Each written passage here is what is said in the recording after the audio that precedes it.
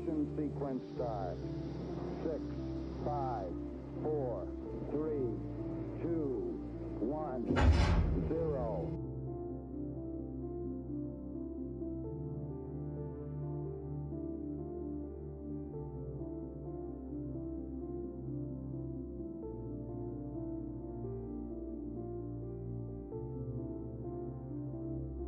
Hello and welcome back, ladies and gentlemen, to the next episode of RP-1 Foundations. And in the last episode, on the 21st of June 1957, we have launched our first artificial satellite into Earth orbit. The comically named Brick is now in Earth orbit and is doing its job. A great success for the space program and a lot more to come. So now we must ask ourselves, where do we go from here? Well, there are a few ways we need to go. First off, we need to finish up this program. We have about a year to do that. And second off, we need to then look towards the moon. The moon is where we're going to be generating a lot of our science, and we need to be exploiting that, exploiting the moon in terms of science gain as much as possible if we are to achieve our ultimate goal, and that is putting a human in orbit. But before we do that, we do now have to select ourselves a chief scientist. I am going to go with James Van Allen. He gives us plus 10% additional science on transmission and vessel recovery and plus 10% to science tech research speed. When we combine this with the plus 15% we get from Satish, that gives us 25% additional science from transmission, which is pretty massive when we consider it. We still have to get our chief flight director or flight director. We will need to get crewed research unlocked for that, so it's going to be a while yet. In terms of research, we're going to do two things. I'm going to unlock lunar range communications. This will allow us to actually communicate with probes at distances to the moon, so 350,000 kilometers away or so. And then I'm also going to unlock 1958 orbital rocketry, because that will get us access to the RD-0105, which will massively improve our payload performance on the Alpha series rockets, and will get rid of the interim upper stage which we currently have on the vehicle. So what do we need to do? Well, we need to complete the first biological satellite, 400 kilograms. This is relatively easy to do. All that we need to do differently is we need to go over to the VAB, add on a biological sample to our vessel, and launch this satellite. One thing that I am going to do, however, is we're going to launch it to a polar orbit for additional science generation, because polar orbit is going to allow us to get the polar ice caps, tundra biomes, many other kinds of biomes. So let's grab the Brick, or our current Alpha 3 design. We're going to take what we have here. We're going to shrink the design down to about that. It's about 200 kilograms. Again, we need about 400 kilograms to be accomplished. We're going to add in, what does it want? It wants advanced biological experimentation.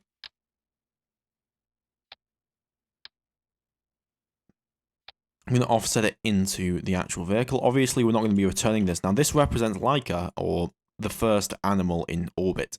Very sad story. Unfortunately, Laika ended up dying because there was no real attempt at ability to bring her down. The life support system failed, and she likely died from the amount of heat and temperature irregulation. You can see that on screen now, some information about that.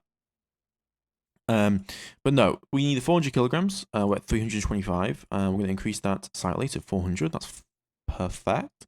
We're going to make sure we've got everything corrected. Good. Everything's set up correctly. We're then going to take the rocket.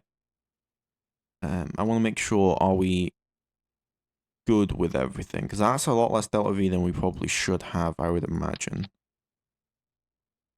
Let me make sure I'm tooling the right part. And I also am going to make sure that these engines are correct, because, again, we've had some issues with the engines. So I'm going to replace them, and we're going to make sure that this is the new rocket that we will be loading every single time. So RD-108, grab that, We're going to then rotate. There we go. RD-107. I'm going to grab both of those, and we're going to make sure that that correctly slotted in. And we can go for the... No, we want to stay with that. So both of those engines ignite on contact. Good. And then we can lift that up as needed, because it does need to be lifted slightly into place.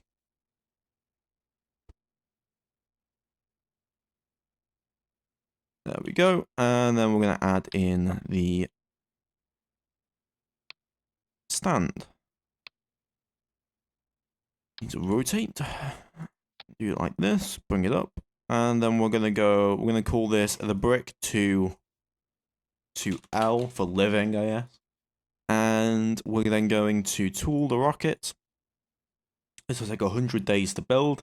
And we are going to save, and then we're going to order that for to be constructed. We are going to need to wait, however, for a few more funds to roll in before we can build that right away. So once that launches, we'll then be able to complete that program, and we can then move on to the next program.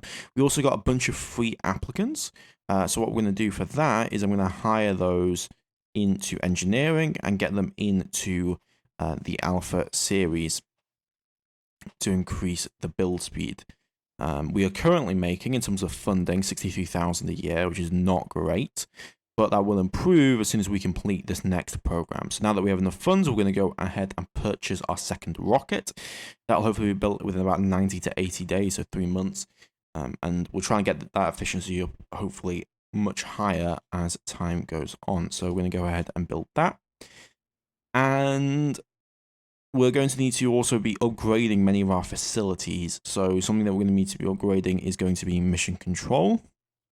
So that'll be cost per day is 244. We get 154. Yeah, like we don't have the funds for that. So we're going to accelerate forward. We've got a bunch of additional science. We're going to roll out our rocket. I'm going to go ahead for our second launch of the Alpha 3 rocket. Hopefully, this will be a successful launch for the program, as it is a requirement to complete the primary program, which we can then actually move on to bigger and greater things to really get the funding going in the space program. So, we're ready to go. PVG looks correct. We're looking for basically the same parameters. The only difference I'm going to change is we're going to go 90-degree orbital inclination. I'm going to make sure that all the delta V's are correct. They are correct. We're going to ignite the engines.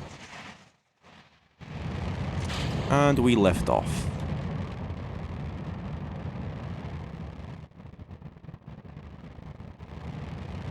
Rocket is lifting off. Now we should begin to pitch to the correct inclination as needed.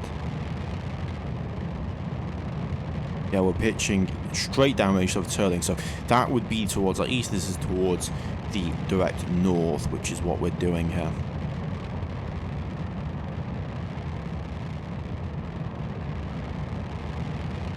Okay, we're going through maximum aerodynamic pressure. In fact, we can even show that high dynamic pressure on the vehicle due to the high sea level thrust because of the relatively weak upper stage and the relatively small boosters and core on the rocket.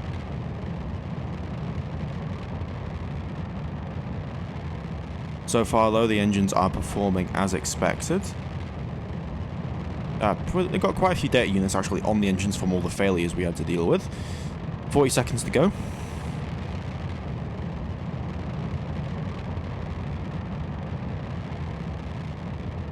To go. I'm also going to make sure that we actually have this set up correctly. Support hot staging, 1 second. And we begin the final pitch maneuver.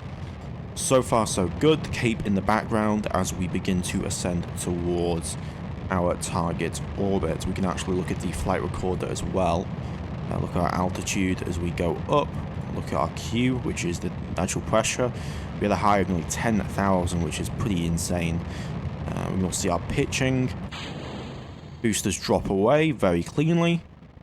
And then we're going to also have to detach out the primary payload fairing on the first stage, because the first stage actually does burn for quite a long time.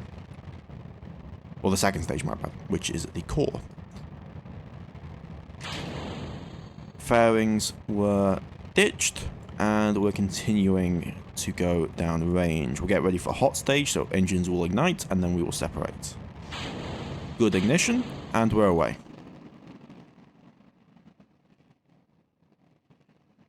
We're going to speed up using time warp. As long as we get the full burn here, we should be completely fine. And it looks like we're going to be able to achieve that. Delta V's are looking good. Rocket is performing as expected as we travel over the United States. Now, IRL, this would be a very non-plausible flight because flying over the US would have a lot of risk generated, and generally speaking, they would never do this. This is why when you see polar launches from the United States, they usually launch from Vandenberg Air Force Base, and they usually launch southward, going across the South Pacific. More you know. Alright, we've made orbit. Well, let's deploy the satellite, and now we're going to wait 1 day to achieve our objective. We're also going to generate some additional science, which is always nice to see. And we've completed all of these cosmic ray and other things already with our other satellite.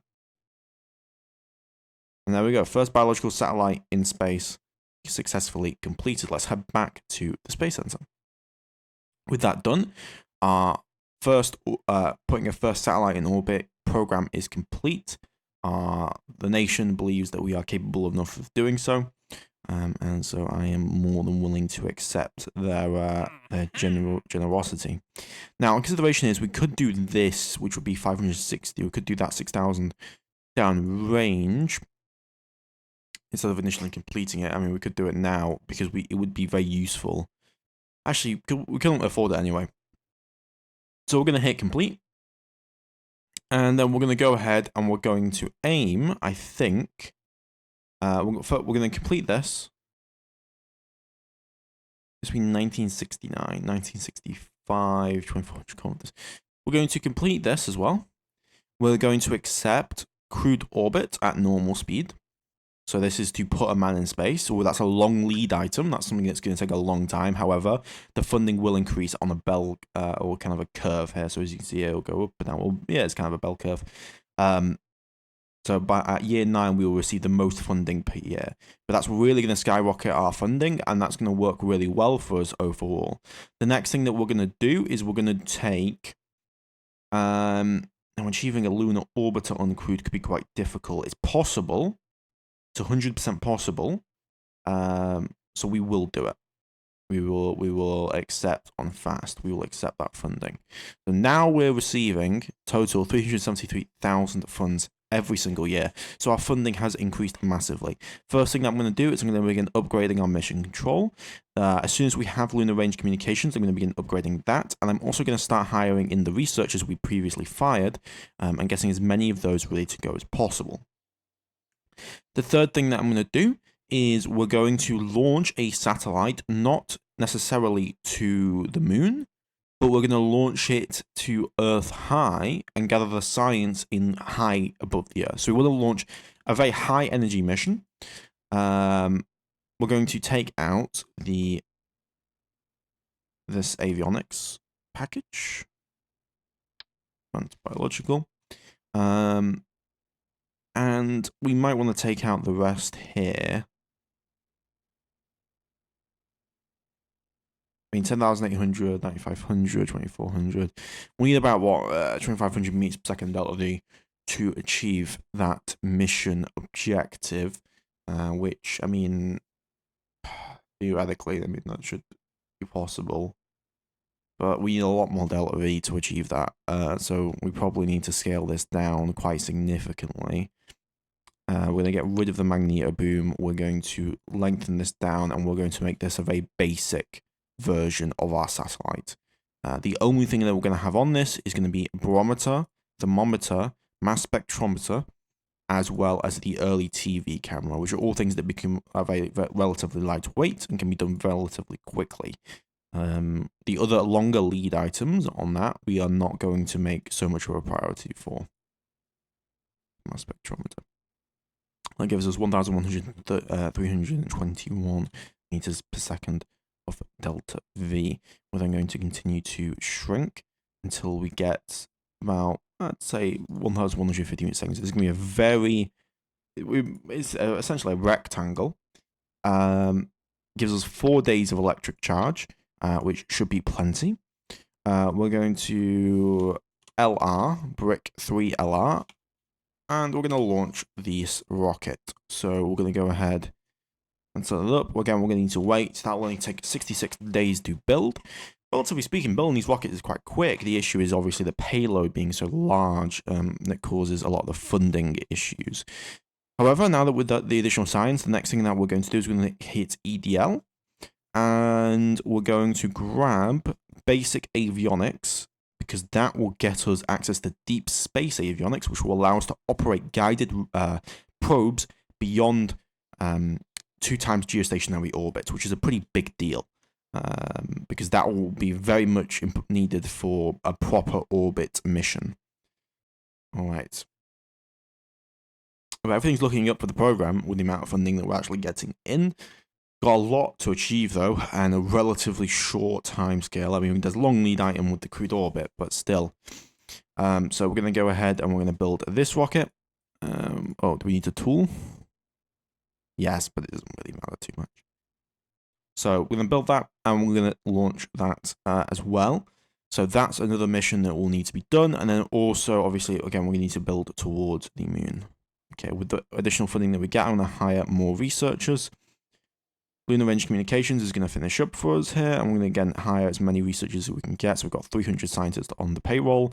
We're going to upgrade our tracking station immediately, as we need to achieve lunar impact and lunar flyby. Both of these were achieved by the lunar rocket. Lunar probes are launched on top of the R7 lunar rocket, which achieved the first ever impact flybys of the moon and also images of the moon by the Soviet Union. So we're also going to purchase ourselves comms tech level 1, which will also be necessary. And we're going to launch ourselves the brick LR. Again, we just want to fling this thing as far away from the Earth as we possibly can get. So go ahead, cover flight, and we will be launching. Another positive of doing these launches that don't seem to be hitting super big milestones is that each and every single launch will improve our reliability, will improve our efficacy for future missions where the results may be a lot more important. So we're going to go ahead and we're going to go for, we want 40,000 kilometers. Change some things around. We get 433, so we can achieve this. I'm going to slightly lessen the boost pitch rate. We're going to hit ignition and we're going to launch. Okay, and we ascend towards the sky. Again, engines so far have done us good, and we're continuing our ascent.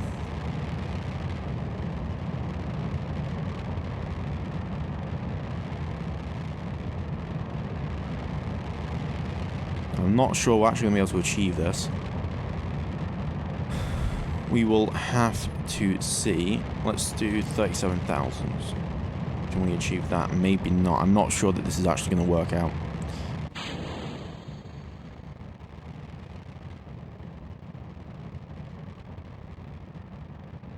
Well, we're doing it anyway. Fairings away. Oh, I know why. I'm going to revert this. I put in the wrong PVG setting. The reason why it's not going to work is because we were launching orbitally. That delta V actually does significantly matter, so that was a mistake right there. So we're going to go ahead and make sure we're set to the current, 40,000. And we're going to hit launch up.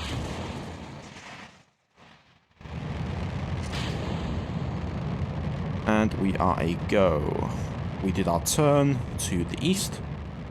And the rocket is launching up as required.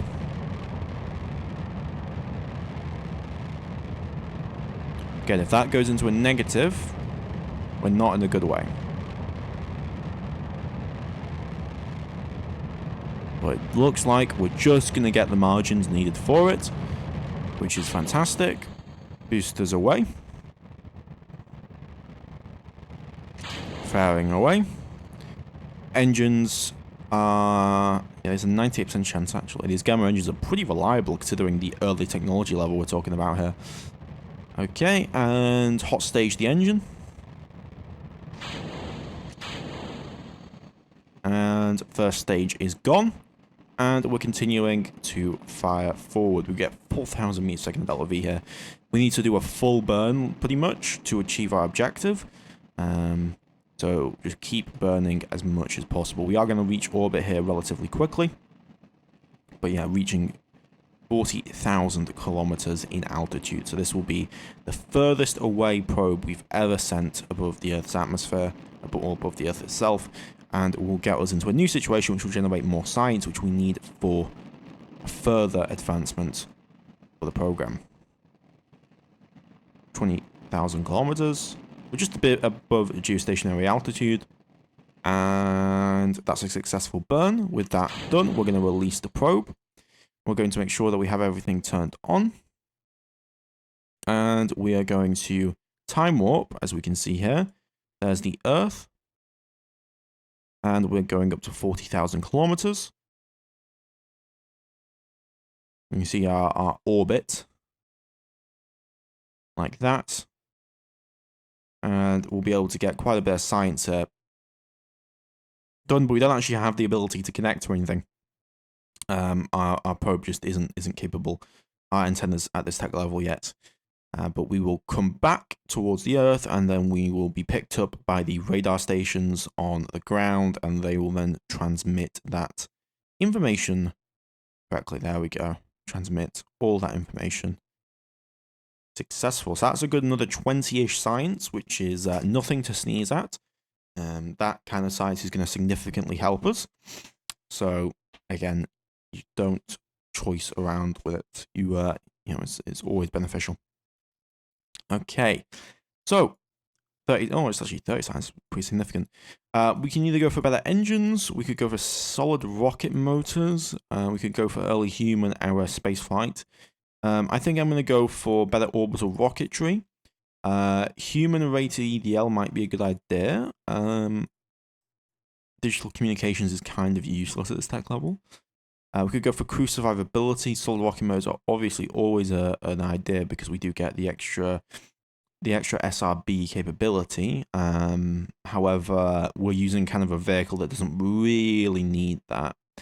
So instead, we're just going to keep unlocking additional rocketry engines, and that will help us with further launches in terms of bigger upmass as needed. So now we don't really have anything particularly to launch, a reason to launch anything. We need to do both a lunar flyby and lunar impactor. Now, to achieve both of those, we're going to need to have our tracking station upgraded, which is going to take quite a bit of time.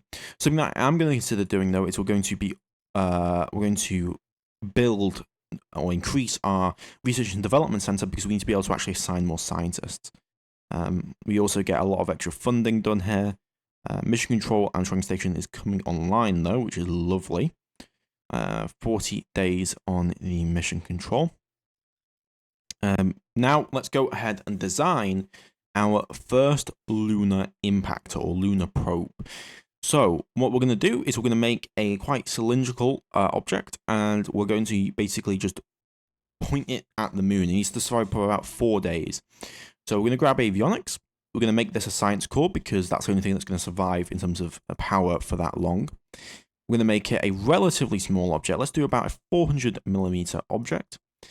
We're going to give it a small nose cone because it does need to have some more mass than it otherwise would have.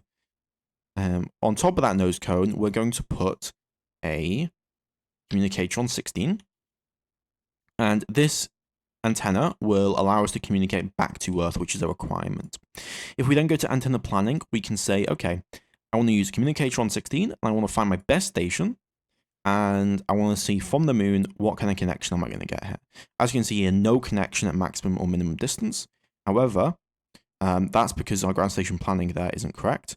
But if we use this, we then use that, we can see that we will get 1 BIP.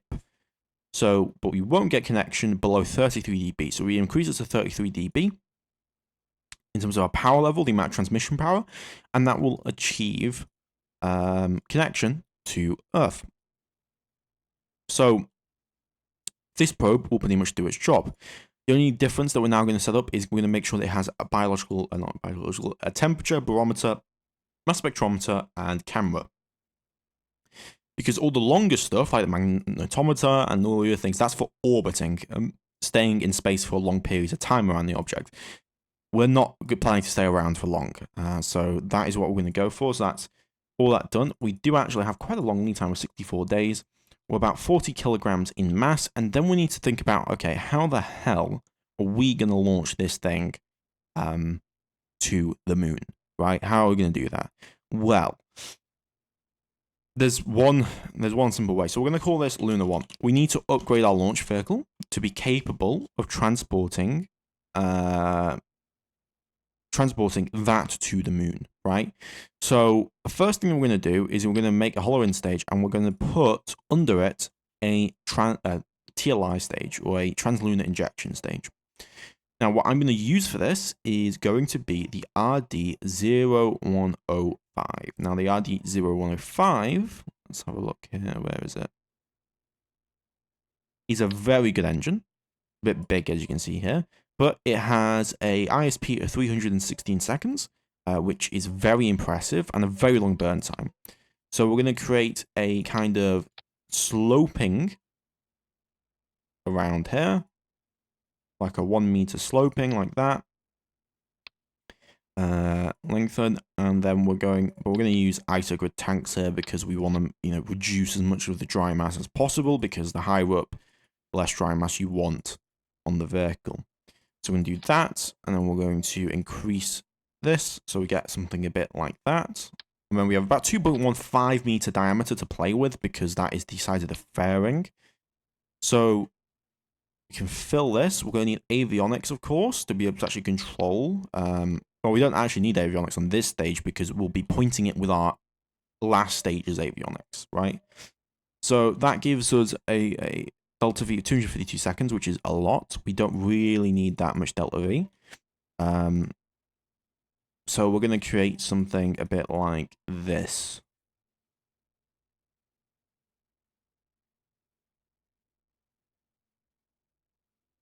Something a bit like that. And it needs to be able to, of course, it's 4,000 meters per second delta V, which is way more. You need about 3,200 to hit the moon. But it will do us for now. So we've got this very odd shaped, but I mean, maybe it's a bit too overpowered for what we need. We could probably just go for something more like, where is it?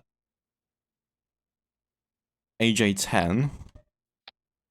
An AJ10 42, which has much better performance. We'll buy that.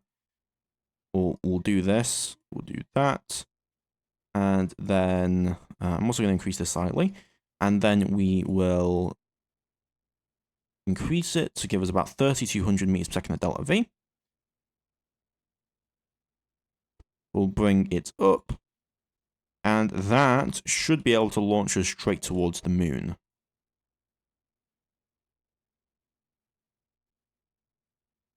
So that is what we will do. Now we're going to need to be able to spin the vehicle, which we will do with the second stage.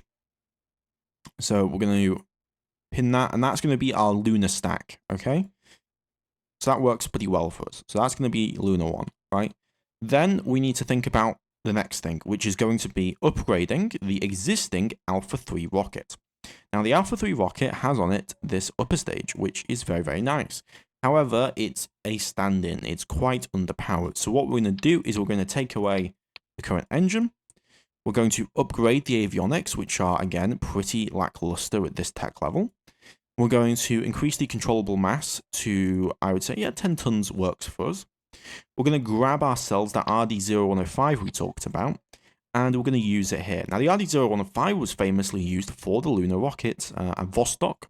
Molniya, not Molniya, Vostok, and R7 Lunar, which would launch the Soviet lunar probes.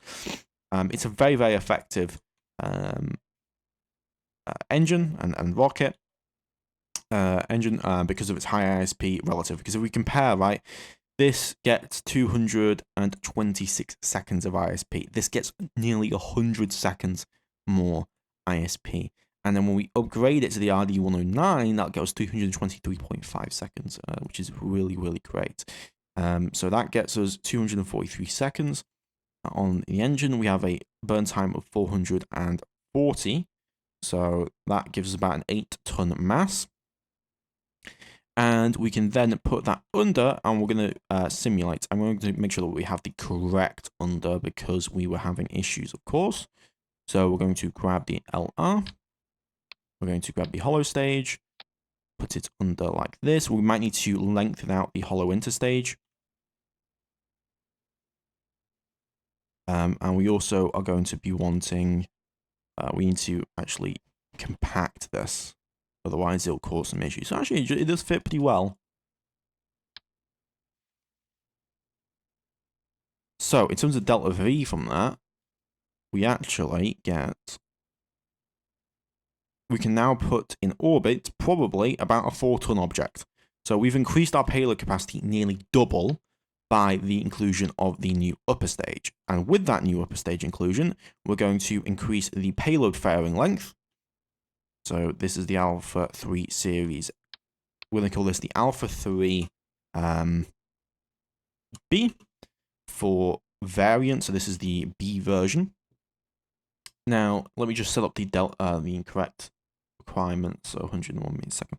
Now, one thing we're going to have to do, though, is we're going to have to add in some RCS, because we're going to need to guide ourselves to the correct maneuver node for launching the payload, or launching the lunar stack, right?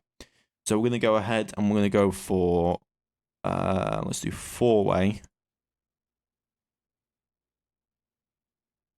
Get a variety of options here. Some of them are not the greatest, I'm not going to lie. That's 5-way. We want to do like 4-way. Get the scale down. Something like this will probably be best. Something like the Gemini.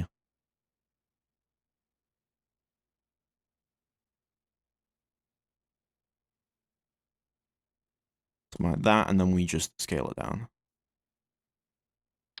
We're going to scale it down, and we're going to put it at the bottom.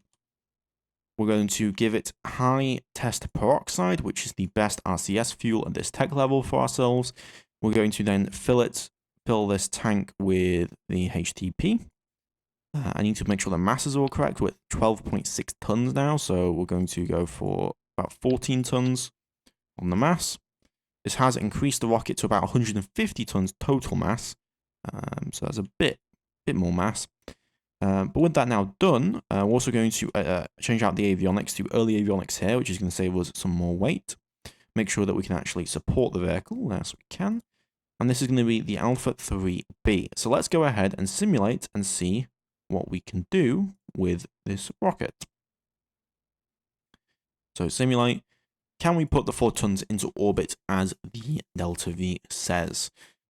4 tons into orbit gives us a lot of playing room. With that much delta V in orbit, we can nearly get enough to probably launch ourselves a lunar lander. An uncrewed lunar lander, that is, obviously. We're not going to be launching any humans anytime soon to the surface of the moon, though that is eventually the goal.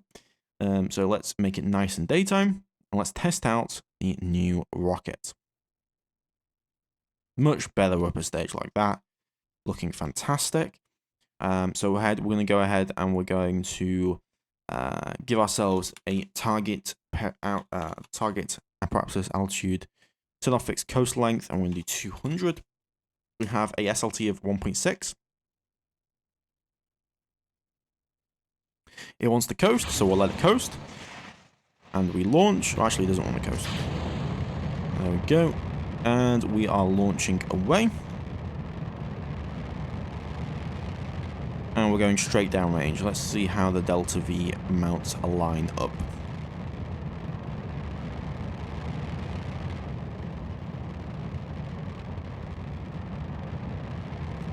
So far, so good. We're just on the margin, it looks like. We're about 10 meters a second off here.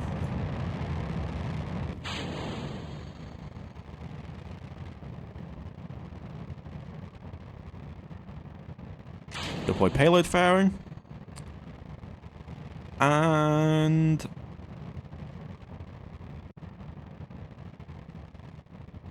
we're going to get ready for the ignition of the second stage engine.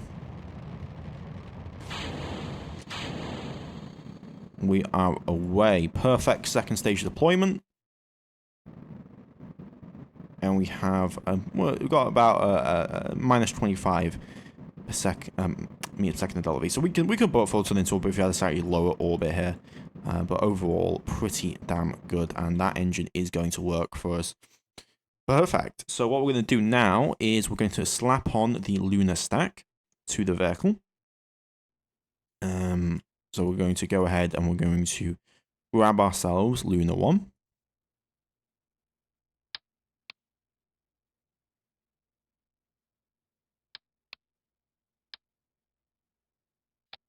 Going to just have to do a little bit of fine dangling. Like that. We're going to put it inside the payload fairing as seen here. Bring up the avionics. We're going to tool the rocket. I'm going to put this as Lunar 1. I'm also going to add this to plans, because we'll probably be launching quite a few of these. So add that to plans. We are going to need to upgrade the launch complex potentially for this, no? Maybe not. Maybe not. We're going to bring the sizing down slightly. And then we can remove that from plans. Yes, add to plans. Tool the rocket, which we've already done. And we can then build this rocket ready to go in 70 days. It only takes 70 days to launch. We're going to need probably 2 to 3 of these, depending on how accurate we are with the missions, how successful the missions are. So we're going to build 3 of them as soon as we have the funding available. So we're going to go ahead and go back to the VAB and start getting ready to launch our lunar rockets.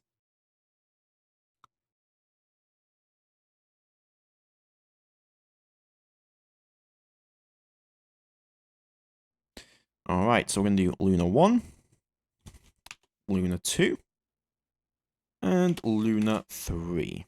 But we don't yet have the ability to build Lunar 3. So with those satellites on the way, we're just waiting on one thing to launch them. And that is going to be the tracking station upgrade, which is going to take some time, of course, but it should line up with our interests. Launch the rocket, and again, we've got a little bit of time here on the tracking station. There we go, tracking station good to go. And we can also, flight planning is already available. We're going to roll out the rocket. There we go. And we are going to launch. So on July 23rd, 1958, nearly a year after the first orbit, we're going to get ready to launch for our first impactor and or flyby of the moon.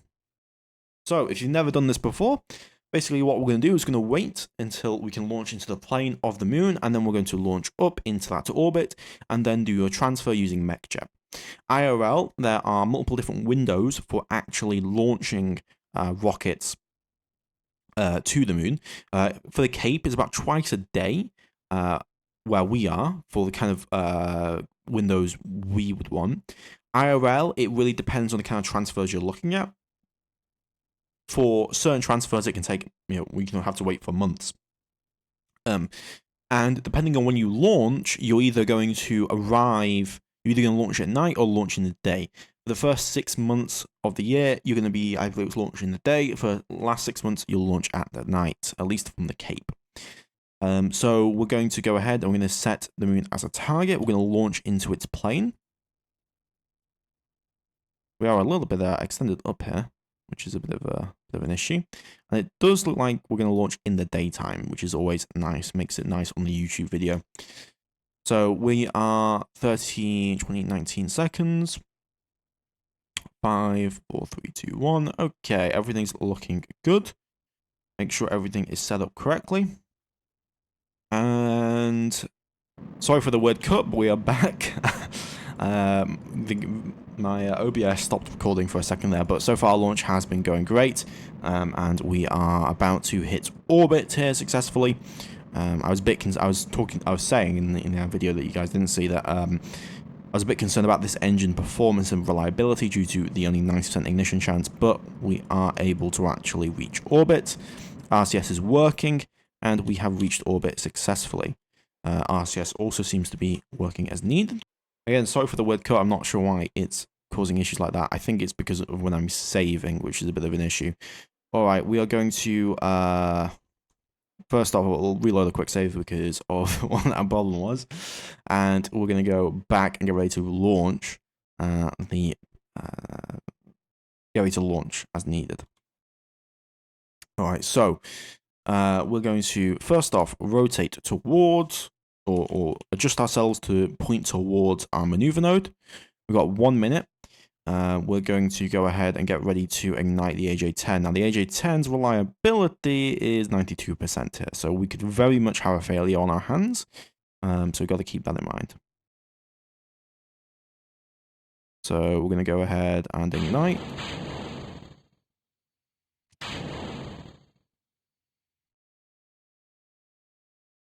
Why are we not going? There we go. Well, we'll have to see if this works. Staging was a bit weird there. I doubt it will. Yeah, it's not going to work. We're going to have to go back because the staging wasn't working as I expected because I didn't throttle correctly. I think it's because the root part was incorrect. Yeah. But we'll see. So let's first off get the thing over as quickly as possible.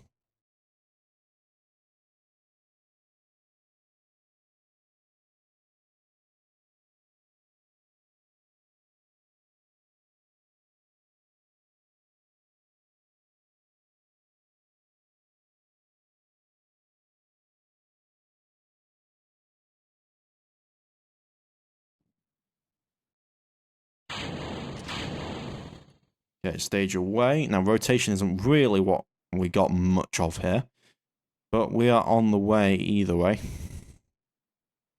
Again, we're going to have to cut the engine at a certain point here, and I have to eyeball this, so we're going to have to see how that works out for us. And the acceleration is not slow either. We're going to have extremely high acceleration here.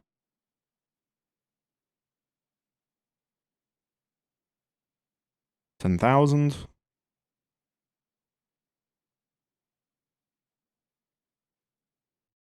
Okay, and I did it. I did it. So,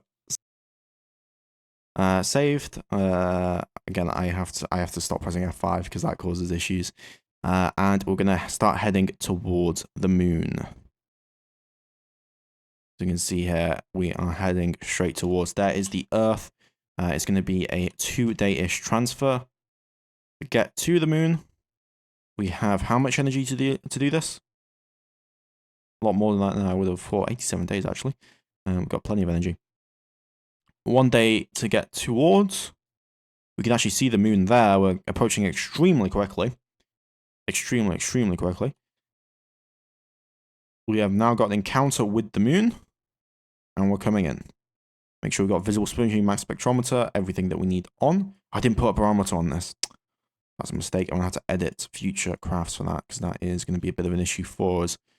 Okay, and we are accelerating straight towards the moon here, as we can see. It's like where we're going to land. Well, not land, but touch down.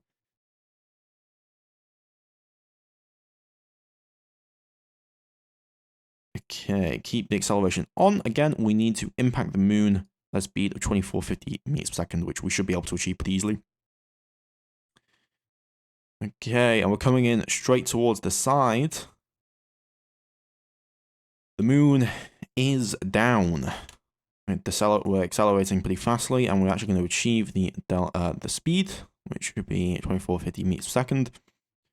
about to touch down. We've lost contact with the Earth because we are so low towards the moon that the curvature is actually stopping it. And we now are about to impact at 60,000 meters. Sometimes it's going to be a bit buggy, so we've got to be careful of that. So again, going in for the impact. 2,600 meters per second. Get ready for the impact.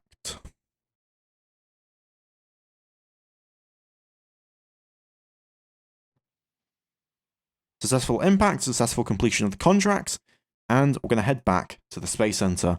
Sorry for some of the cuts around here. Again, I turns out it was a quick save issue, but in terms of I was pressing F5 and F5 ends my recording. But I think it should get across what we were doing anyway, and we have reached the moon on the 27th of July 1958, and also impacted the moon right there successfully. I'll leave you guys there. I hope you guys have enjoyed the video today, and we'll see you guys in the next episode where we start to think about going further than the moon, crewed orbit, and exploiting the moon even more. I'll see you guys next time. Goodbye.